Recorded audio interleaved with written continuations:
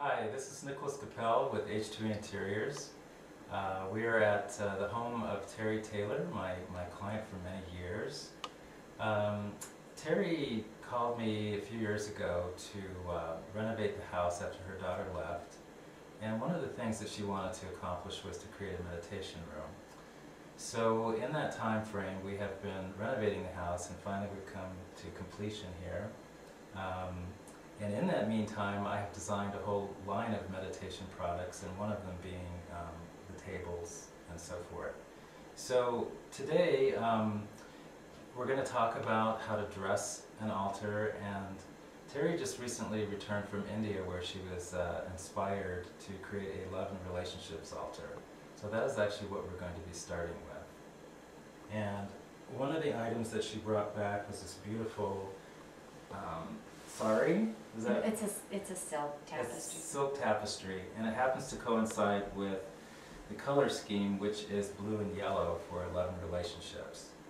I always like to start with a sub-altar. This is actually another piece that I designed to house your sacred items, and it's a great place to put your deity and also store all of your items such as mala beads and crystals and so on in here.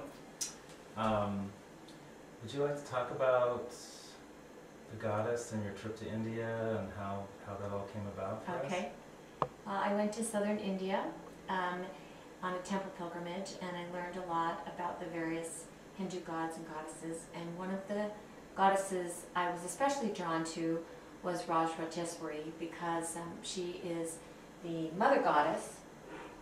She's a very powerful goddess who is the queen of kings, and I was drawn to her because I feel that the mother love is really sort of the ultimate love, and she's also strong and soft at the same time. So I had her made in a town called Swami Malai in southern India, and I felt that she would be appropriate for this altar.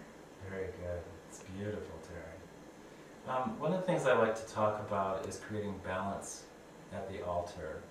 And in my feng shui practice, one of the main things to do to create balance is to bring in the 5 elements. In the Indian system, the Vastu Shastra, which is kind of what we're going to do today, they also include elements on the altar. So we're just going to kind of go set up certain pieces that represent these. And I guess I can start with the water in this sector here, which also includes the colors of the blue and the yellow, and it also brings in live chi. We also have a offering tray, which houses blue agate and Terry's mala beads that she meditates with, and we usually place that in the center, in front of the deity. Also, a candle represents fire, and with it is a line of candles I've developed for meditation to open up the 7th chakra.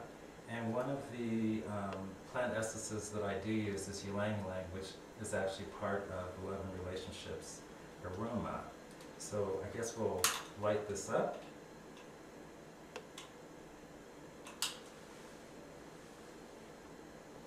And Terry, on your end of it,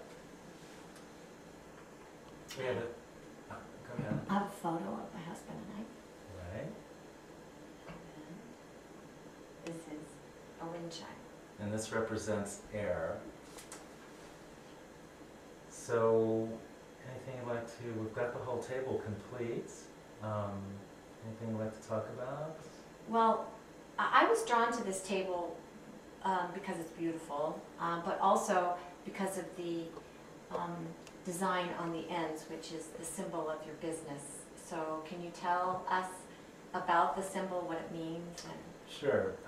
Years ago, when I was in New York City, I came across a bookstore that had a book on ancient Japanese family crests, and I picked it up too. And to me it represented heaven embracing earth, so I thought that was pretty apropos for the company and what I wanted to represent.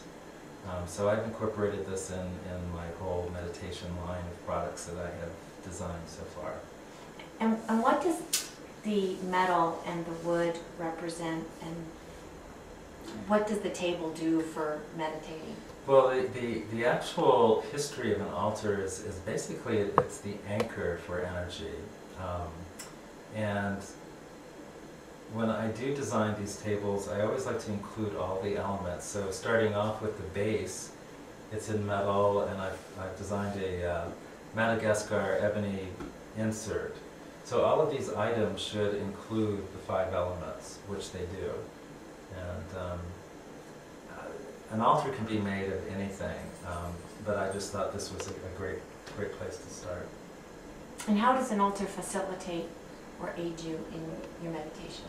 Well, it does provide an anchor of energy, as I said before, and it provides focus. And all of us are energy in our own right, so when we do our meditation, we leave a certain amount of our energy at the altar.